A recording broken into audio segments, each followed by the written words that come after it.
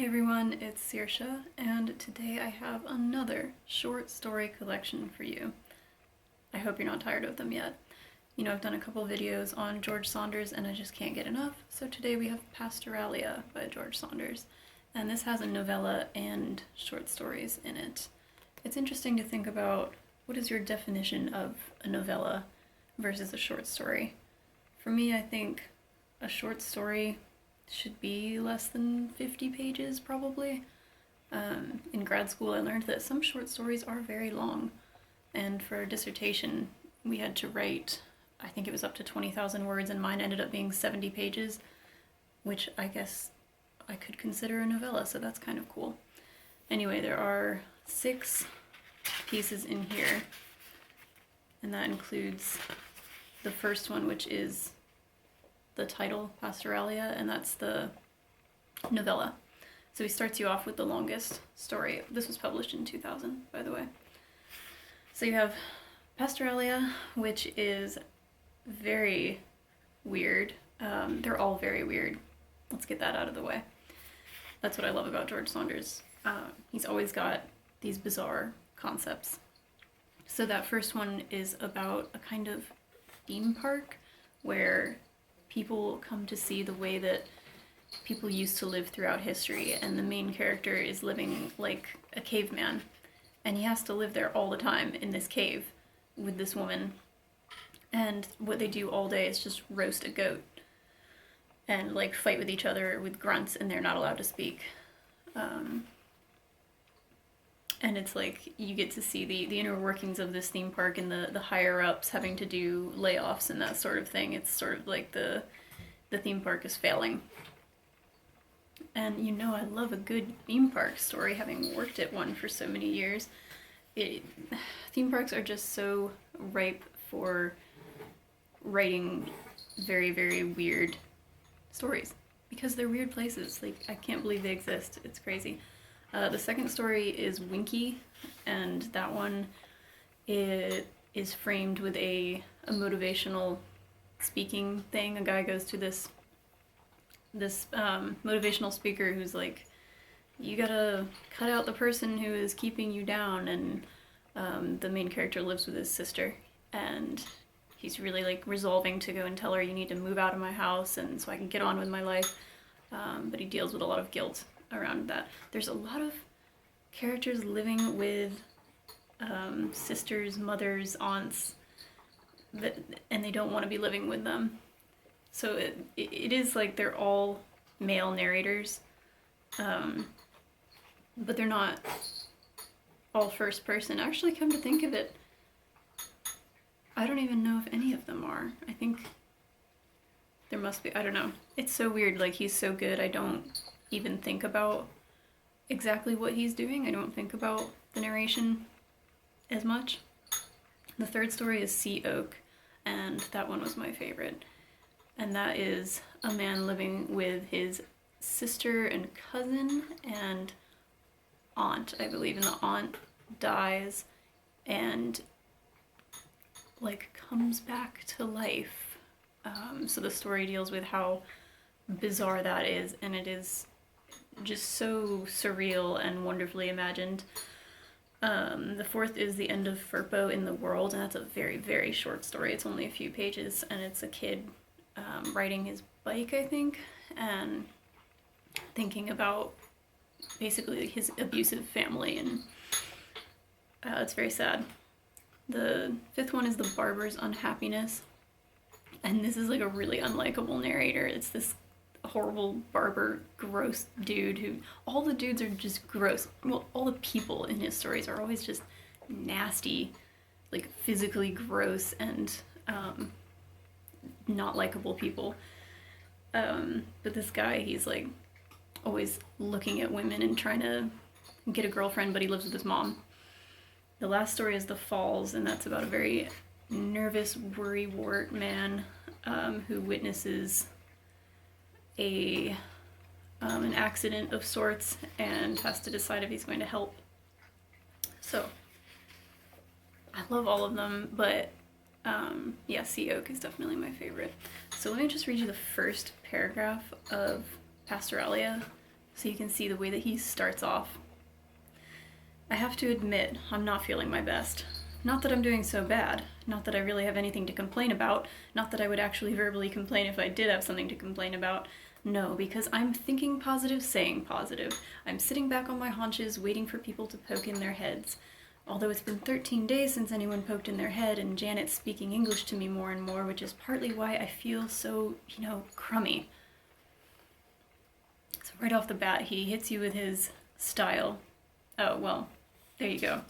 That is first person, obviously. I already forgot. But I love his style. It's short, it's choppy, it's clear, and it's super weird. You're already like, what are you talking about? So this is the one where he's living in the theme park and working there. So they're not allowed to speak English. And like where it says thinking positive, saying positive. I don't know if you can see that, but that is capitalized as if that's something that the bosses make them do, and it's this whole concept, and so it's capitalized. He does that a lot. And everybody sort of talks the same, especially people who are in positions of power who are supposed to be ridiculous. Yeah. And I don't know if I said, but like his style is very absurdist Americana.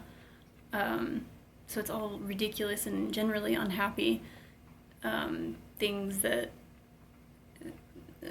concepts that relate to how silly America is, and the things that happen here, and it's just all believable, as ridiculous as it is.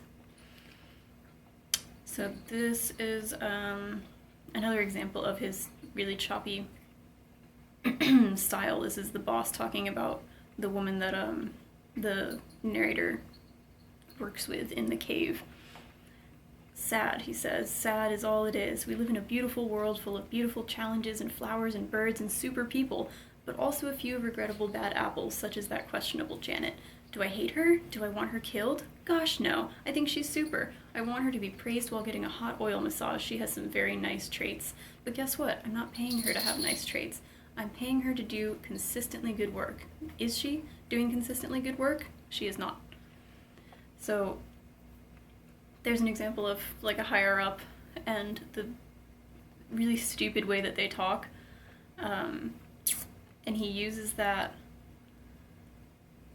like questions. He uses question marks a lot. So that when you're reading, you're constantly like up speaking because it's all formed like a question. Do I hate her? Do I want her killed? Is she doing consistently good work? Like he writes like that throughout all of his stories. Usually I think to signal that somebody is kind of just an absurd character that we're not supposed to like. Oh, also I have my little jawbone hair thing today, just as a nod to this caveman story. So here's another use of the question mark thing, and also the way that he uses oversharing a lot. He has characters just give so much information that, like this isn't the way that people normally speak. He takes the way that we speak and he takes it a little bit beyond into the absurd, but it still feels rooted in reality, which is very skillful. Do you know what I hate due to my childhood, which is maybe why I'm so driven? A liar. Dad lied by cheating on Mom lied by cheating on Dad, with Kenneth, who was himself a liar, and promised at his wedding to Mom to buy me 3 ponies with golden saddles, and then later, upon divorcing Mom, promised to at least get me 1 pony with a regular saddle, but needless to say, no ponies were ever gotten by me, which is maybe why I hate a liar. So that was all after the 3 initial questions. And then it was just a run-on, it was just commas. There's no stops in that sentence. So he does that a lot too. Just things just go on and on and on, and these lists of ridiculous concepts. And then that's another higher up oversharing. Hi, baby girl. You want to sit in my lap? That makes me happy. Oh my goodness. Alright, we're gonna skip ahead to, this is from Sea Oak. And this is the narrator describing his aunt's life after she dies. We bury her at St. Leo's, on the hill up near Bastco. Her part of the graveyard's pretty plain. No angels, no little rock houses, no flowers, just a bunch of flat stones like parking bumpers, and here and there a styrofoam cup. Father Brian says a prayer, and then one of us is supposed to talk. But what's there to say? She never had a life. Never married, no kids, work, work, work. Did she ever go on a cruise? All her life it was buses. Buses, buses, buses. Once she went with Ma on a bus to Quigley, Kansas, to gamble and shop at an outlet mall. Someone broke into her room and stole her clothes and took a dump in her suitcase while they were at the Roy Clark show. That was it. That was the extent of her tourism. After that it was drug town, night and day. After 15 years as cashier, she got demoted to greeter. People would ask where the cold remedies were, and she'd point to some big letters on the wall that said cold remedies. So there's a great example of just piling on the horrible stuff, and ridiculously horrible, you know. She gets this one chance to go on a trip and somebody poops in her suitcase. And that's it, and then she just works at this drugstore for her whole life. Kind of makes me think of when I talked about The Beautiful and Damned and how work just, in this country, like, we are raised to think that work should be our life, and for a lot of people, that is the reality. And this was just a very, very sad example of that. Oh my gosh. Okay, so this is a great example of America. For dinner, Jade microwaves some stars and flags. They're addictive. They put sugar in the sauce and sugar in the meat nuggets. I think also caffeine. Someone told me the brown streaks in the flags are caffeine. We have like 5 bowls each. Just a great little, like, snippet of very accurate American life. Everything from food to media to the need for recognition and validation is all crafted to be addictive. Okay, this is from The Falls.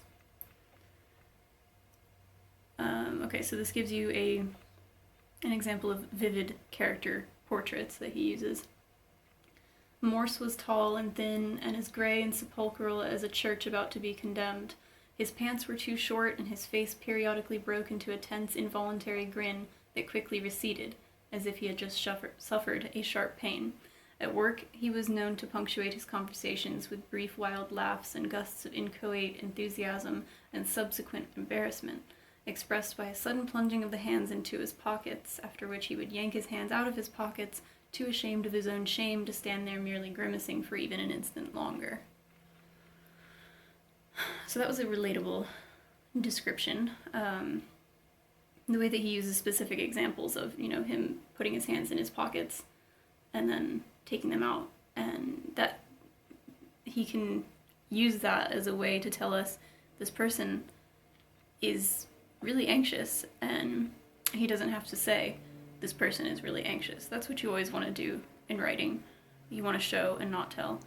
And it's remarkable, like, once you learn that, you become so aware of when writers are just telling and not showing, and when you're writing, you realize, oh no, I am just telling. I don't have to say straight up, this person likes ham sandwiches. You can just have them kind of always eating a ham sandwich. You know what I mean? Weird example, but... Okay. And then this is another great example of anxiety and the way that he shows us without telling us. When he got home, he would sit on the steps and enjoy a few minutes of centered breathing while reciting his mantra, which was, calm down, before the kids came running out and grabbed his legs and sometimes even bit him quite hard in their excitement, and Ruth came out to remind him in an angry tone that he wasn't the only one who'd worked all day, and as he walked, he gazed out at the beautiful Taganak in an effort to absorb something of its serenity, but instead found himself obsessing about the faulty latch on the gate, which theoretically could allow Annie to toddle out of the yard and into the river, and he pictured himself weeping on the shore, and to eradicate this thought started manically whistling the Stars and Stripes Forever while slapping his hands against his sides. That was one sentence. Yeah, that was one sentence.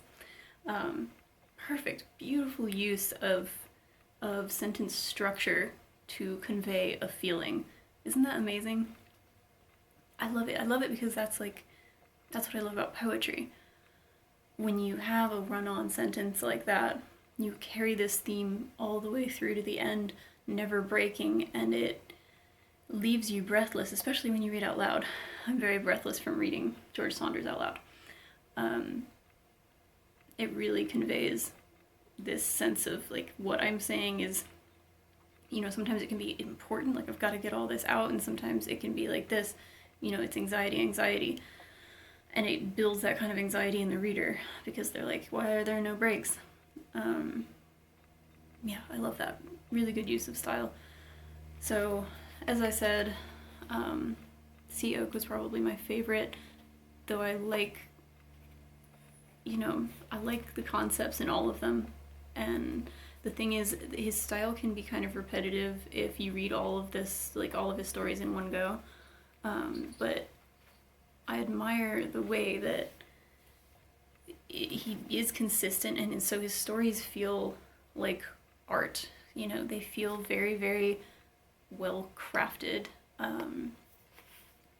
I just picture him like trimming each excess word that doesn't need to be in there, and perfectly choosing exactly which words to use in each paragraph. It's very much that kind of writing, which is probably why we studied him in grad school, and that was the first place that I heard about him, because he is that kind of writer that really thinks about language and style and narration and brings you into the stories in such a, like, one of my favorite ways that short stories operate, which is to punch you in the face and then get out. That's what I love, and he does that in a very unique way. I haven't really read anybody else that is similar to his style. You know, the constant use of question marks, the totally absurd way that people talk, the almost sci-fi elements that he brings into some of the stories, but not all. And the fact that sometimes things feel like sci-fi or fantasy when really it's just describing, like, what could be a real life character's life, but it's so ridiculous we don't want to believe that that could be true. So, yeah. And I wrote a story for one of my portfolios for grad school. We had to do 2 portfolios and then a dissertation.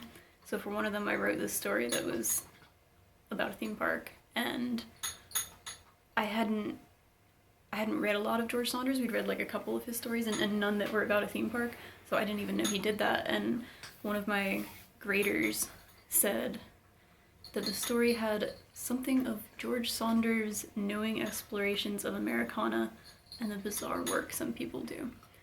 And that really gave me hope. I was like, you just mentioned George Saunders in the same sentence as something that I wrote. I mean, that was like the ultimate compliment, and of course I've never gotten that story published, but it's something that I want to keep working on because I kind of want to expand it. That's the thing. His short stories are so perfect, and they have everything that they need in them, and you don't need to take them further, but there's always this temptation if you have characters and a concept that you're working with that feel like it could be bigger. You're really tempted to make it into a novella or a full-length novel. And I suppose, you know, I've read things before where it says, like, this appeared first as a short story and now it's a novel. Like, people do it all the time. And then you can have different versions of the same story. Anyway, yeah, his stories always make me think so much. I highly, highly recommend them. Definitely check this out. And I will have another video about a short story collection next, which is a Haruki Murakami collection. And it's very interesting to compare the two styles because they're both brilliant writers and completely different.